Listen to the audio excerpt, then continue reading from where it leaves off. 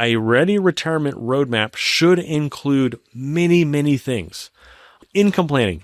How much income can we have every month of every year for the rest of our lives and be confident that we're going to be okay? Additionally, where should we take money out? We've got IRAs, 401ks, we got some Roth, we have a brokerage account. Where should we take money from in order to make it the most tax efficient possible? Go to heirs as tax efficiently as possible. Hopefully avoid some estate taxes, potentially if you're in the state of Washington or the 17 states that have estate taxes. How can we make sure that income puts us in the best possible scenario to keep as much as possible, right? It's not how much money you have, it's about how much money you keep. Tax planning.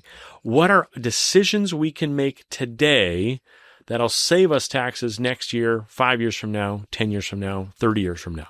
Right? CPAs are amazing at helping us file our tax returns. And if we do something wrong, they will represent us in tax court. Financial planners, our goal is, again, what can we do the next 5, 10, 15, 20 years to save you the most amount of taxes possible? Next thing, investment planning. Going back to that cash protection and risk.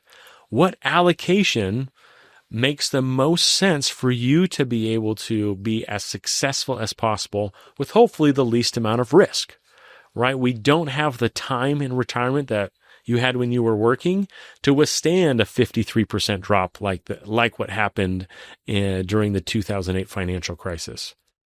The next thing is legacy planning. A lot of things that we talk about with clients too deals with what do we want our money to be able to help us do in terms of our legacy? Are we going to donate to charity, our alma mater, our kids, gifting? A lot of different things go into legacy planning to determine what's the impact that we want to leave. You've saved your whole life, and it's going to hopefully take care of your entire retirement. But then once that's done, what's next? What's the impact? Last one, Medicare and healthcare planning, also absolutely crucial because of how much it can cost. It's worth planning for and discussing now, in your 50s or 60s than before it happens in your late 70s or 80s. We also talk about when it comes to healthcare planning and income planning, the go-go years and slow-go and no-go years. I don't know if you've heard that, but essentially it's a defined period of time where spending should be high or typically high when you retire to be able to enjoy it, because there will come a point in time where you and I will not be able to enjoy our money as we once could. We don't have the health, the energy, those things. I'm already at the point where I want somebody to mow my lawn. That's where I'm at. Imagine you are traveling and driving through the prettiest place you've ever been. In my life, it's probably been Glacier National Park in Montana, where literally it's a postcard everywhere you look. Can you imagine if the gas gauge didn't work?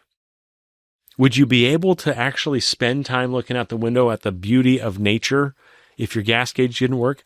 I know I couldn't. I'd be staring at the gas gauge and wondering, are we going to run out of gas? Am I going to have to push my car somewhere? Is the bison that I can see outside my window, are they going to tackle me? The whole plan has to work. If the gauges don't work, if one doesn't or two don't, then the ability to survive and thrive in retirement doesn't work. It doesn't happen. That's not the goal. The goal is to, again, never have to make a financial decision you never want to, but also to know what's possible so you can make the decisions you want to make and worry less about your money. So the final takeaway that I have for everybody today, it's actually twofold. Again, it's to be able to book a discovery with one of our retirement income specialists. A discovery is where we'll be able to go through an asset conversion review, to be able to start working on an asset conversion review, to start working on a risk analysis. But it's also there to get to know you, to get to know what's possible, what your dreams are, what your goals are, what your concerns are, and how potentially building a plan can help satisfy your concerns or assuage your fears, but also allow you to hit your goals and dreams.